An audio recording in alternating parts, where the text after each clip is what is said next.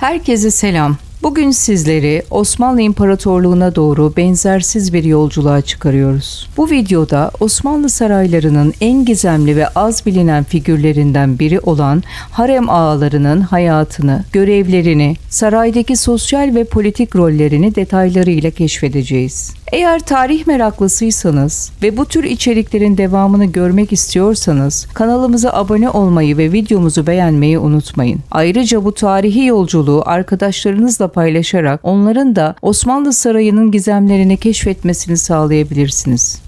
Gözlerinizi kapatın ve Osmanlı Sarayı'nın ihtişamlı avlusunda sessizce yürüdüğünüzü hayal edin. Güneş ışığı kubbelerin ve süslü pencerelerin arasından süzülüyor. Taş zeminlere yumuşak bir parıltı bırakıyor. Harem kapılarının ardında gizemli ve karmaşık bir dünyanın bekçisi duruyor. Harem ağası.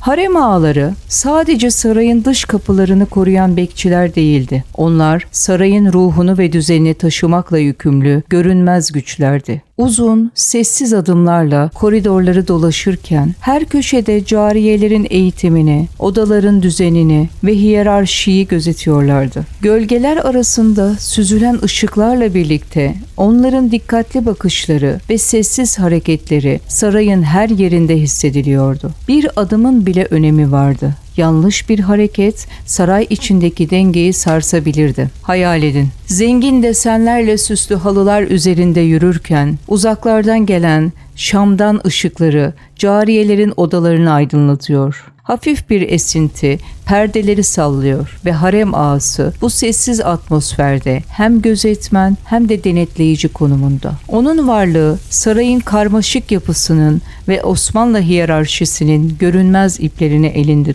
Harem ağalarının görevleri sadece güvenlikten ibaret değildi. Onlar sarayın politik ve sosyal düzeninin sessiz taşlarıydı. Cariyelerin davranışlarını yönlendirir, saray içi dengeyi korur ve gerektiğinde imparatorluğun en mahrem sırlarını taşırlar. Adeta sarayın kalbindeki sessiz stratejistlerdir. Her bakış, her adım hem fiziksel hem de psikolojik bir gözetim sağlıyordu. Bu sessiz ve gizemli figürler sarayın ihtişamının ardında yatan düzenin ve Osmanlı siyasetinin görünmez iplerini ellerinde tutuyordu. Onların varlığı sarayın parlak taşları ve süslü kubbelerinin ötesinde düzenin ve karmaşık yapının en güçlü simgesiydi. Harem ağası yalnızca bir bekçi değil, sarayın kalbindeki sessiz bir gölge, Osmanlı tarihinin unutulmaz ve gizemli figürlerinden biri olarak duruyordu. Hafif bir mum ışığı koridorları süzüyor. Taş zeminlerden yankılanan adımlar sessizliği bölüyor. Harem ağalarının dünyası dışarıdan bakıldığında yalnızca güvenlik ve düzenle ilişkilendirilir. Fakat ardında yatan hikaye insan ruhunun ve bedeninin derin dönüşümünü anlatır. Genç yaşta, çoğu zaman 10 ya da 12 yaşlarında saraya getirilen, çoğu siyahi kökenli olan bu erkekler hadım edilme uygulamasına tabi tutulurdu. Bu uygulama erkeklerin cinsel işlevlerinin kalıcı olarak engellenmesini içerir. Ama amaç yalnızca fiziksel bir değişim değildi. Osmanlı yöneticileri sarayın en mahrem alanlarında, cariyelerin bulunduğu haremde tam bir sadakat ve güvenlik sağlamak istiyordu. Sarayın kalbinde cariyelerin ve padişahın çevresindeki herkesin güvenliğini sağlamak bu gençlerin hayatının merkezine yerleşirdi. Her adım, her nefes sarayın sessiz bekçisi olma görevine adanmıştı. Hadım edilen bu gençler artık aile bağlarından, dış dünyadan ve olası kişisel arzularından tamamen kopmuş, saray yaşamına adanmış bireyler haline gelirdi. Bu yalnızca bir fiziksel değişim değil, bir hayatın geri dönüşsüz biçimde sarayın düzenine adanması demekti. Bedensel bütünlükleri ellerinden alınırken ruhları da sessiz bir dönüşüm geçirirdi. Bu dönüşüm hem acı hem de yalnızlıkla dolu bir süreçtir. Bu süreç psikolojik olarak da zorlu bir deneyimdir. Genç harem ağası duygularını kontrol etmeyi, kendini tamamen saray yaşamına adamayı öğrenir. Kimi zaman yalnızlık, kimi zaman korku hissiyle baş başa kalır. Ancak her adımı hem kendi yaşamının hem de sarayın düzeninin güvenliği için atılmıştır. her bakışı, her hareketi hem sarayın hem de Osmanlı İmparatorluğu'nun mahrem sırlarını korumaya yöneliktir. Hadım edilme bir ritüel veya zorunluluktan öte, saray düzeninin ve Osmanlı siyasetinin görünmeyen ama güçlü bir mekanizmasıdır. Harem ağaları bedenlerini ve ruhlarını sarayın düzenine adar. Sessizliği, sadakati ve gizemli varlığıyla sarayın karmaşık yapısının vazgeçilmez bir parçası olur. Onların hikayesi sadece bir güvenlik önlemi değil, aynı zamanda birey olmanın ötesinde tarih boyunca unutulmaz bir sadakat ve fedakarlık öyküsüdür. Harem ağaları sadece rastgele seçilen gençler değildi. Sarayın ve Osmanlı düzeninin güvenliğini sağlayacak özel bir seçki vardı. Gençler fiziksel olarak güçlü ve sağlıklı,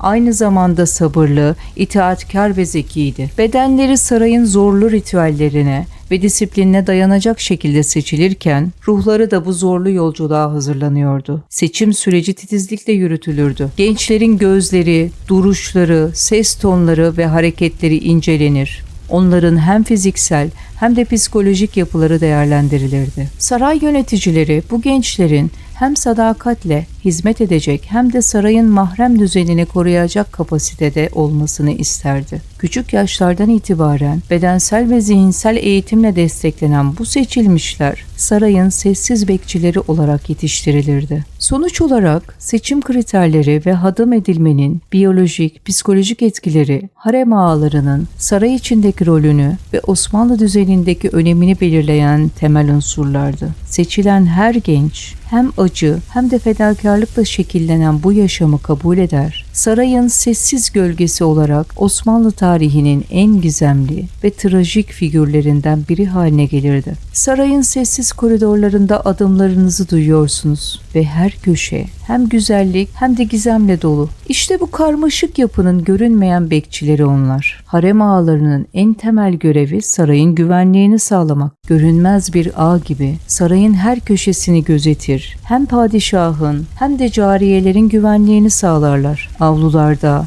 odalarda ve gizli geçitlerde sessiz adımlarla dolaşan harem ağaları her hareketi dikkatle izler. Düşünün, dar bir koridordan geçerken hafif bir ses bile dikkate alınır. Herhangi bir anormallik hemen fark edilir. Bu sessiz uyanıklık sarayın düzenini ve güvenliğini sağlamak için hayati öneme sahiptir. Harem ağaları sadece fiziksel bir koruma görevi üstlenmez. Aynı zamanda sarayın iç işleyişine de hakimdir. Cariyelerin eğitiminden, günlük rutinlerin düzenlenmesine, önemli mesajların iletilmesinden, padişahın özel alanlarının korunmasına kadar her detay onların sorumluluğundadır. Sarayın sessizliği onların dikkat ve sadakati sayesinde korunur. Düşünün, gece yarısı taş zemin üzerinde yürüyen bir harem ağası hem sessiz hem de tetikte olur. Her adımı hem olası bir tehlikeyi önlemek hem de sarayın içindeki düzeni sağlamak için atılmıştır. Onun gözleri sadece gördüğünü değil, aynı zamanda olası riskleri de sezebilecek kadar dikkatli ve eğitimlidir. Bu görev genç harem ağasının tüm hayatını şekillendirir. Bedenini, ruhunu, tüm dikkatini sarayın güvenliği için kullanır. Bireysel arzular ve özgürlükler artık ikinci plandadır. Saray için gösterilen bu sadakat hem Osmanlı düzeninin korunmasını sağlar hem de harem ağalarının sessiz ama güçlü bir şekilde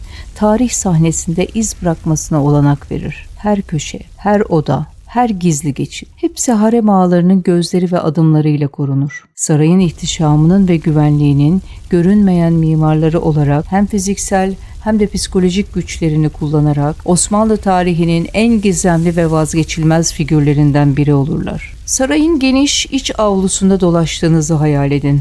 Sıcak yaz güneşi mermer zeminleri ısıtırken hafif bir esinti yaprakları titretip çiçeklerin kokusunu taşır. Bu sessiz ama hareketli dünyada harem ağaları sadece gölge gibi dolaşmakla kalmaz. Aynı zamanda harem içindeki düzenin ve cariyelerin eğitiminin garantisidir. Gözlerinizi sarayın geniş ve gölge dolu salonlarında dolaşırken hayal edin. Mermer zeminler üzerinde hafif yankılanan adımlar, duvarlarda asılı renkli kumaşlar, avludan gelen çiçek kokuları. İşte burada her sabah incecik işlenmiş perdelerin arkasında genç cariyeler eğitimlerine başlar. Her biri Osmanlı Sarayı'nın zarif ve disiplinli dünyasına hazırlanır. Cariyelerin eğitimleri çok yönlüydü ve sadece estetik becerilerle sınırlı değildi. Öncelikle müzik ve dans eğitimi alırlardı. Şamisen, kemençe gibi enstrümanları öğrenir, ritmi ve melodiyi bedenleriyle hissetmeyi öğrenirlerdi. Dans dersleri, zarif hareketler ve padişahın huzurunda gösterilecek performanslar için titizlikle işlenirdi. Her adım hem estetik hem de disiplin simgesiydi. Bunun yanında edebiyat ve şiir dersleri de vardı. Cariyeler klasik Arap ve Fars şiirleriyle tanışır, sözlerin ritmini ve duygusunu kavramayı öğrenirlerdi.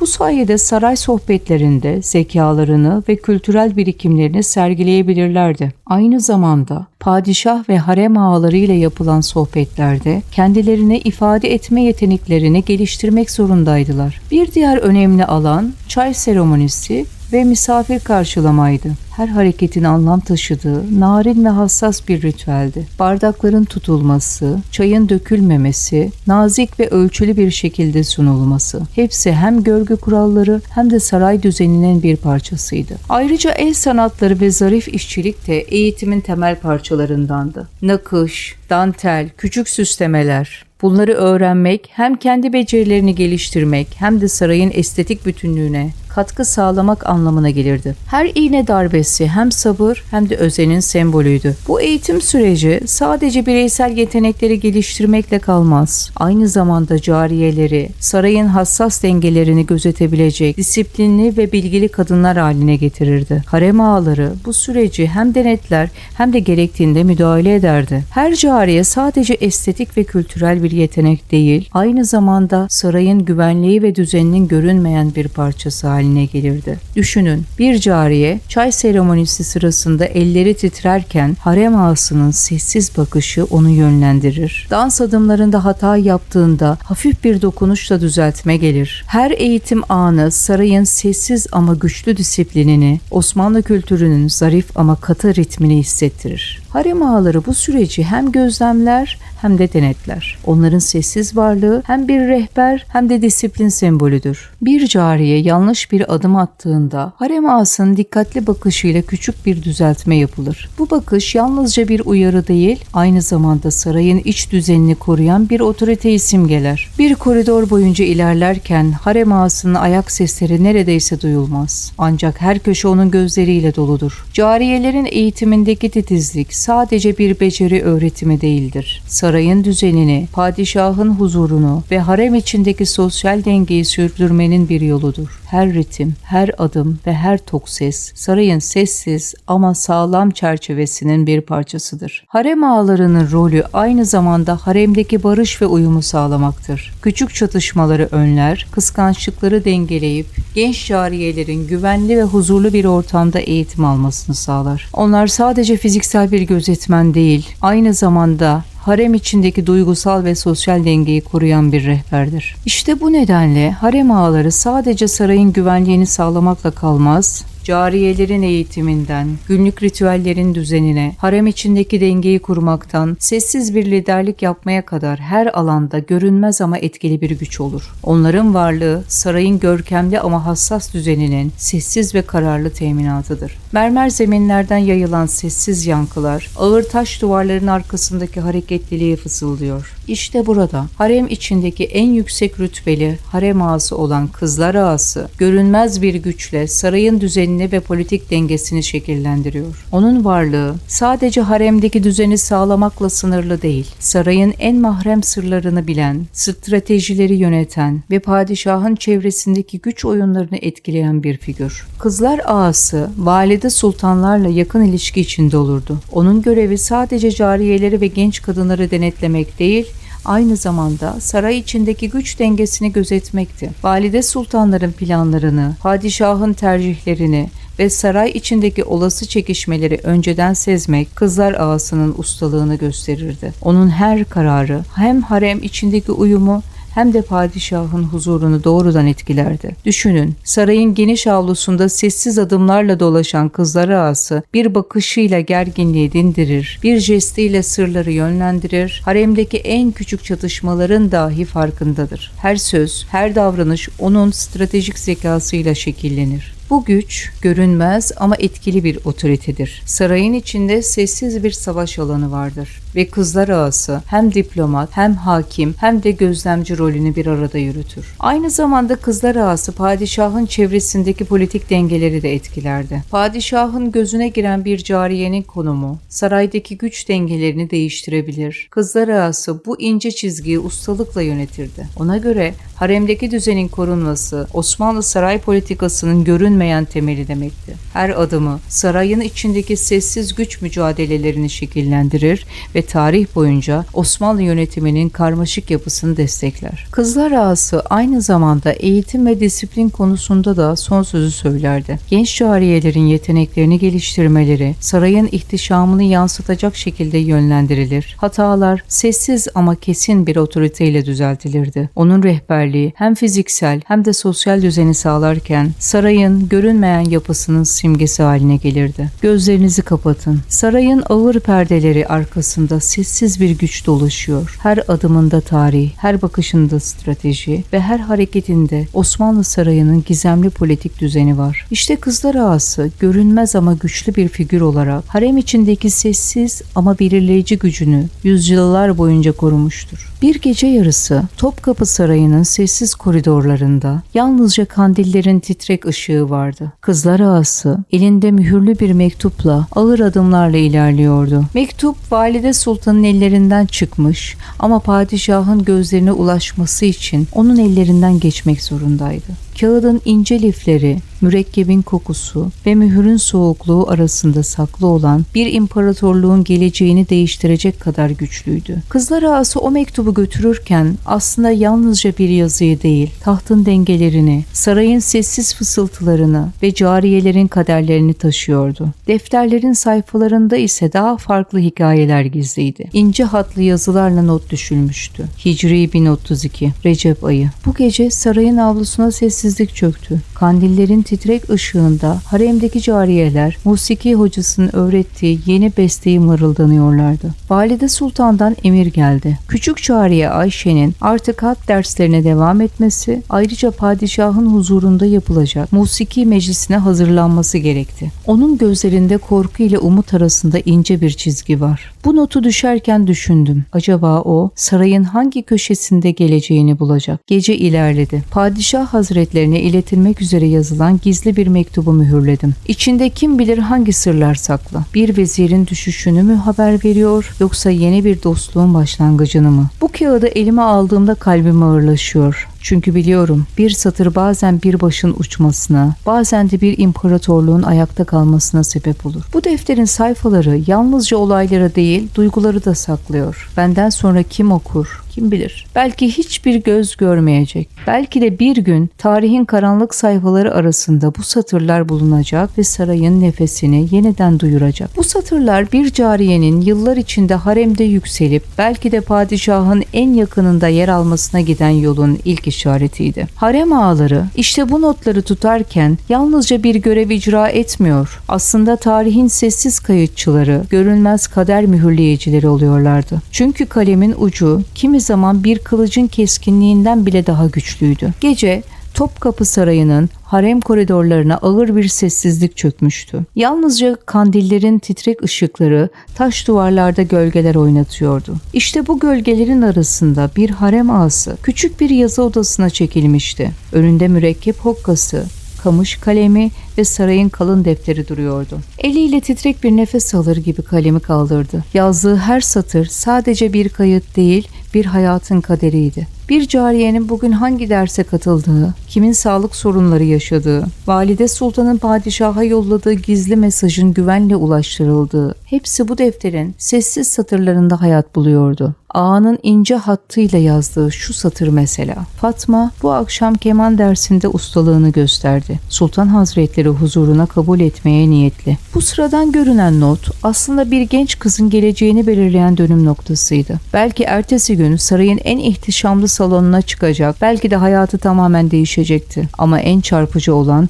harem ağasının taşıdığı mektuplardı. Kimi zaman valide sultanın mühürlü kağıdı, kimi zaman padişahın yalnızca en güvendiği gözlerin görmesine izin verdiği bir satır. O mektuplar sarayın duvarlarını aşar, imparatorluğun kaderini değiştiren gizli ittifaklara dönüşebilirdi. Ve o anlarda harem ağası yalnızca bir hizmetli değil, gölgeler arasında geçen bir diplomat, sessiz bir devlet adamıydı. Kandilin ışığı sönmeye yüz tutarken harem ağası defteri kapatır, derin bir nefes alırdı. O an biliyordu ki yazdığı satırlar belki de 100 yıl sonra bile Osmanlı'nın ruhunu taşıyan tek canlı hatıra olacaktı. Harem ağalarının çoğu zaman gölgede kalan ama aslında en kritik sorumluluklarından biri yazılı belgelerle yürüttükleri diplomatik ve idari işlevlerdi. Onların ellerinden çıkan satırlar yalnızca mürekkep ve kağıttan ibaret değildi. Sarayın kalp atışlarını kaydeden birer tanıklıktı. Bir harem ağasının önünde duran defter, sıradan bir kayıt defteri değil, yüzlerce hayatın, binlerce duygunun izini taşıyan bir hafıza mekanizmasıydı.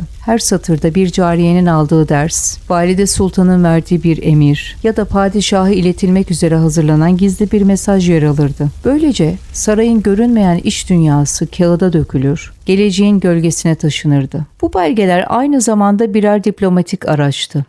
Çünkü harem sadece padişahın özel yaşamının merkezi değil, Osmanlı siyasetinin de kalbiydi. Valide Sultan kızlar ağası aracılığıyla padişaha görüşlerini iletir, kimi zaman dışarıdaki devlet adamlarına mektuplar göndertirdi. Bu mektupları taşımak ve güvenle ulaştırmak ise harem ağalarının görevi olurdu. Böylece onlar söz söylemeden sadece yazıyı taşıyarak imparatorluğun kaderinde görünmez bir rol oynarlardı. Tasavvur et, kandil ışığında eğilmiş bir harem ağası, kamış kalemini hokkaya batırır ve ince düzgün harflerle bir mektubu kopyalar. Belki bu satırlar imparatorluğun geleceğini belirleyecek bir evlilik teklifidir. Belki de bir vezirin düşüşünü hazırlayan gizli bir emir. Onun titreyen elleriyle tuttuğu kağıt aslında bir çağın kaderini taşımaktadır. Bu yüzden harem ağaları yalnızca bir muhafız değil, aynı zamanda sessiz birer arşivci, diplomat ve tarih yazıcısıydılar. Sarayda konuşulan sözler uçup giderken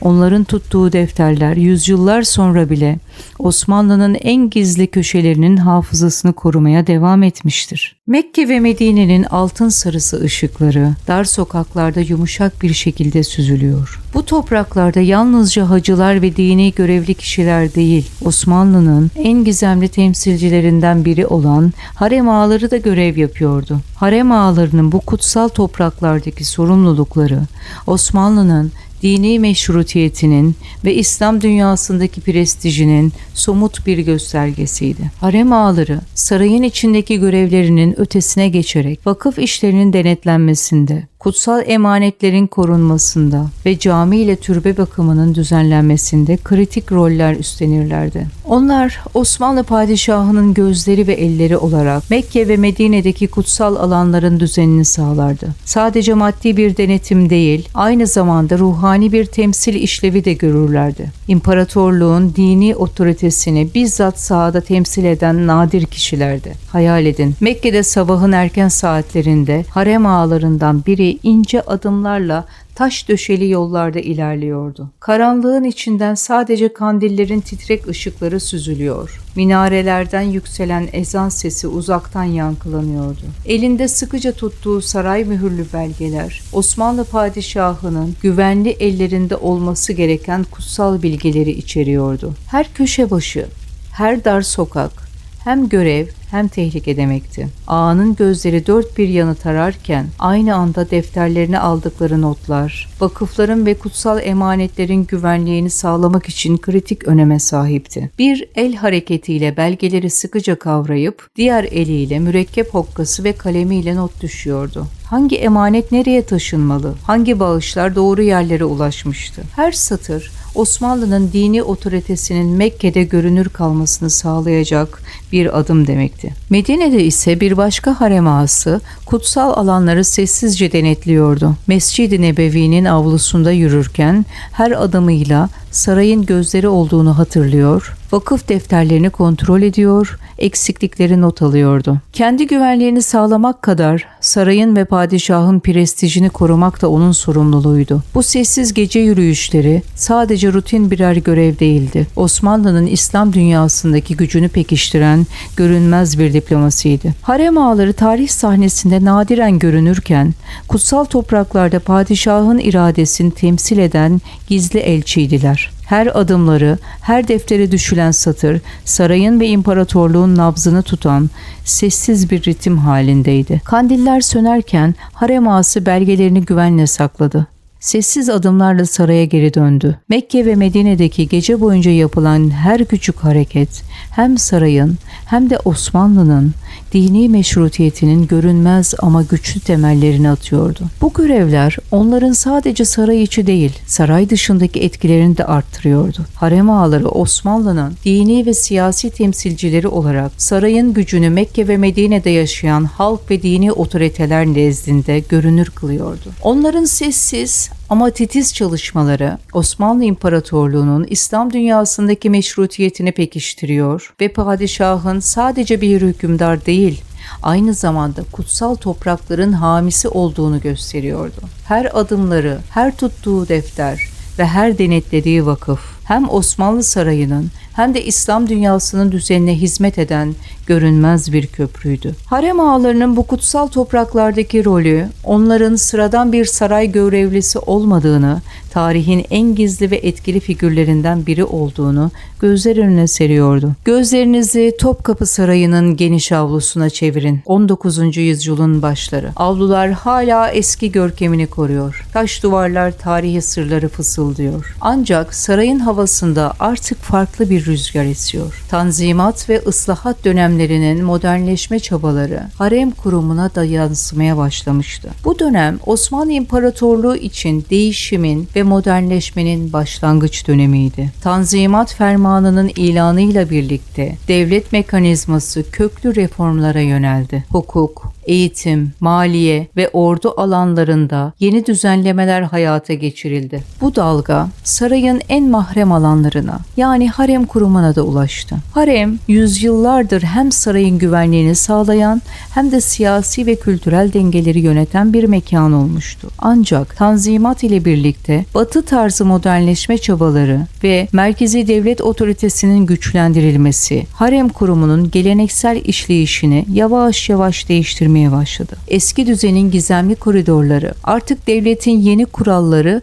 ve reformlarıyla uyumlu bir şekilde yeniden şekillendiriliyordu. Harem ağalarının gücü ve etkisi hala önemliydi. Fakat bazı görevler devlet bürokrasisine devredildi. Eğitim ve vakıf işlerinde modern okul ve kurumlar ön plana çıktı. Cariyelerin eğitimi geleneksel saray usullerinin yanı sıra Batı tarzı müfredatla desteklendi. Saray içindeki hiyerarşik düzen hala korunuyordu. Ancak dış dünyayla temas ve devlet politikaları daha görünür hale geliyordu. Aynı zamanda Tanzimat dönemiyle birlikte sarayın sosyal yapısı da değişiyordu. Kızlar Ağası ve diğer yüksek rütbeli harem ağalarının etkisi modern bürokratik sistem içinde sınırlı kalmaya başladı. Harem hala padişahın özel yaşamının merkeziydi ama artık eski gizemli ve kapalı yapısından yavaş yavaş çıkıyor. Toplum ve devlet reformlarıyla uyumlu hale geliyordu. Ayrıca Islahat dönemleri sarayın dış ilişkilerinde ve devlet politikalarında daha şeffaf bir yapı oluşturdu. Harem ağalarının etkisi tamamen kaybolmamış olsa da saray içindeki geleneksel güç dinamikleri modernleşmenin gerektiği doğrultuda yeniden şekillendi. Taş duvarların ardındaki sessizlik hala sürüyordu. Fakat artık eski gizemli ve bağımsız ritim yerini devletin reformist adımlarına bırakıyordu. Taş duvarlar hala eski sırları fısıldarken harem ağaları hem geçmişin bilgeliğini hem de modernleşmenin gereklerini taşıyan figürler olarak tarihe not düşüyorlardı. Tanzimat, harem kurumunun tamamen yok olması değil, onun yeniden yorumlanması ve modern devlet yapısına uyarlanması anlamına geliyordu. Bu süreç Osmanlı saray hayatının ve harem kültürünün son büyük dönüşümünü temsil ediyordu. Şimdi 1920'lerin İstanbul'una bakalım. Sarayın görkemli taş duvarları geçmişin sessiz fısıltılarını hala taşıyor. Ancak artık devrimci bir rüzgar esiyor. Osmanlı'nın eski düzeni yerini yeni cumhuriyetin modern ve laik yapısına bırakıyor. Harem yüzyıllardır sarayın kalbinde atan sessiz bir mekan artık tarih sahnesinden çekiliyor. Harem ağaları padişahın özel yaşamını ve sarayın gizli işleyişini koruyan figürler. Birer birer görevlerini bırakmak zorunda kalıyor. Taht odalarının kapıları kapanıyor. Eski koridorlarda yankılanan adımlar sessizliğe gömülüyor. Kızlar Ağası'nın stratejik kararları, yazılı defterleri ve diplomatik notları artık tarihin sayfalarında birer hatıra olarak kalıyor. Cumhuriyetin ilanıyla birlikte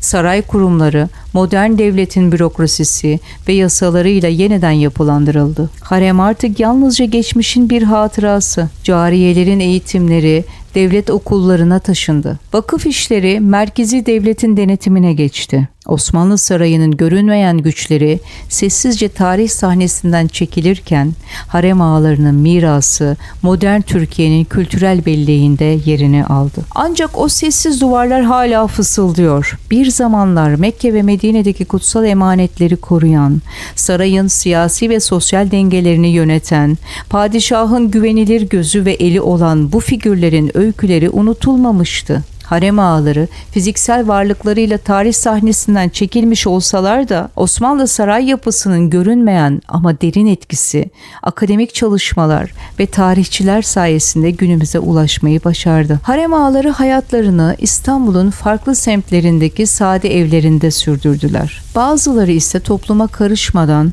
gözlerden uzak bir yaşamı seçti. Hadım edilme uygulamasının doğası ve saraya olan bağlılıkları bu kişilerin yalnızlığını ve izolasyonunu Cumhuriyet döneminde de peşlerinden bırakmadı. Harem ağalarının ortadan kalkışı yalnızca bir kurumun sona ermesi değil, aynı zamanda Osmanlı saray yaşamının görünmeyen ve derin bir damarının sessizleşmesi anlamına geliyordu. Bu sessiz kapanış yüzlerce yıllık varlıklarını geçmişin tozlu raflarına bıraktı. Artık sarayda ayak sesleri duyulmuyor. Ellerinde taşıdıkları mühürler kapıları açmıyor. Yine de geride bıraktıkları hikayeler tarihin derinliklerinde hala yankılanıyor. Topkapı Sarayı'ndan günümüze uzanan izleri, onların saray içindeki gölgede kalan ama etkisi derinden hissedilen varlığını gözler önüne seriyor. Harem ağaları sadece hizmetkar değildi. Osmanlı'nın toplumsal yapısında, dini anlayışında ve kültürel kodlarında önemli bir konumları vardı. Saray yok, padişahlar tahta değil ve harem sessizliğe gömülmüş olsa da onların sesi tarihi duvarlarda fısıltılarla yaşamaya devam ediyor. Ziyaretçiler Topkapı Sarayı'nın kırmızı halı kaplı dar koridorlarından geçerken bu sıra dışı figürlerin izlerini arıyor. Sergilenen sembolik eşyalar, eğitim belgeleri, hat sanatlı yazılar ve dönemin estetik anlayışını yansıtan detaylar, harem ağalarının bir zamanlar orada var olduğunu hatırlatıyor. Bazı türbelerde yatan ağalar ölümlerinden sonra bile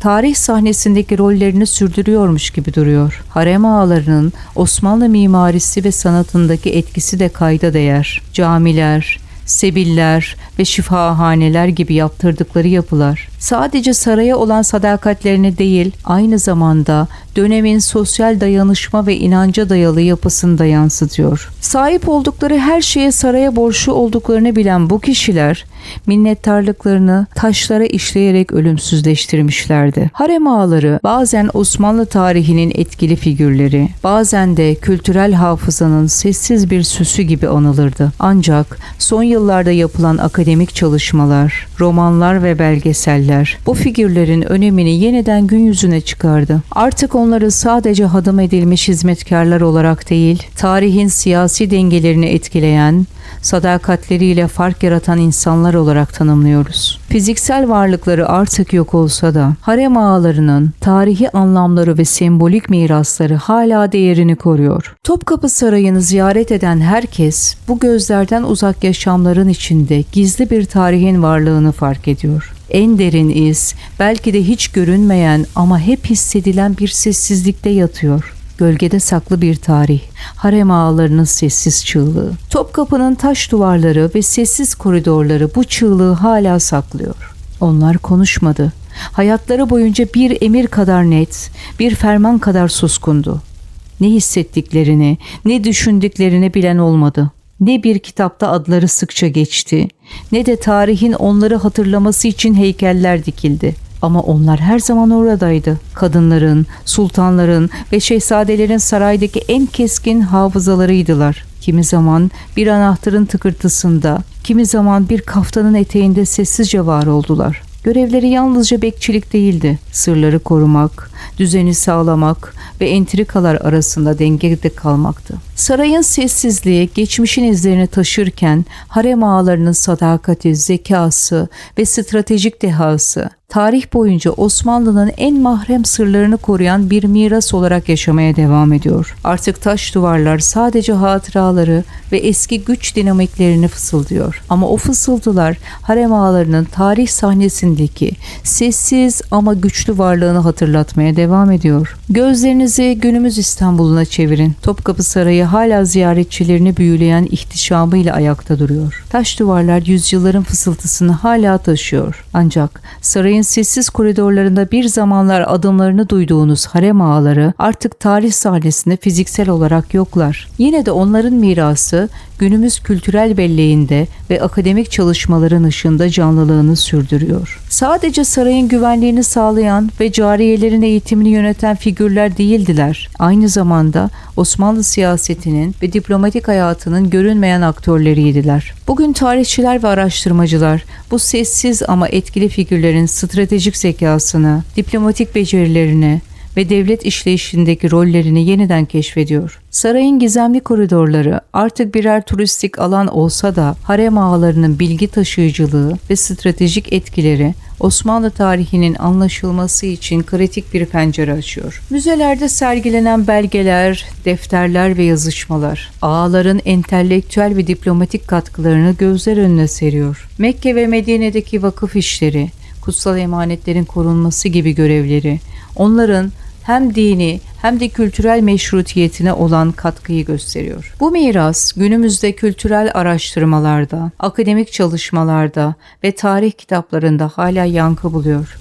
Harem ağalarının hikayesi yalnızca geçmişin sessiz bir fısıltısı değil, modern Türkiye'nin kültürel hafızasında Osmanlı saray hayatının görünmeyen güç dinamiklerini anlamamıza yardımcı olan bir köprü. Onların sadakati, stratejik zekası ve toplumsal etkisi tarih boyunca unutulmaz bir iz bırakmış ve bugün hala araştırmacılara, öğrencilere ve meraklılarına ilham kaynağı olmaya devam ediyor. Zaman değişti, imparatorluklar çöktü ve saraylar sessizliğe büründü. Harem ağaları dağıldı, kimileri tarih sisleri arasında yok oldu, kimileri bir arşiv kağıdında adını bıraktı. Yine de onların sessiz çığlığı Topkapı'nın taşlarına kazılı kaldı ve dinlemek isteyene hala fısıldıyor. Tarihin sadece yazılan değil, susulan tarafını da duyabilmek için bu sessiz çığlığa kulak vermek yeterli. Eğer bu sessiz ama güçlü tarih yolculuğuna ortak olduysanız, bu hikayeyi daha fazla insanla paylaşmak için kanalımıza abone olmayı ve bildirimleri açmayı unutmayın. Her yorumunuz, her paylaşımınız, tarihin görünmeyen ama etkileyici yüzünü gün yüzüne çıkarmak için bir adım daha demek. Unutmayın, tarih sadece kazananların hikayesi değildir. Gölgede kalan sesler de konuşur ve onların sessiz çığlıklarını duyabilmek bizim elimizde. Bir sonraki videomuzda tarihin derinliklerinde başka gizemli figürlerin ve unutulmuş hikayelerin izini süreceğiz. Bugün bizimle olduğunuz için teşekkürler. Harem ağalarının sessiz gücü sizinle birlikte yankılanmaya devam edecek.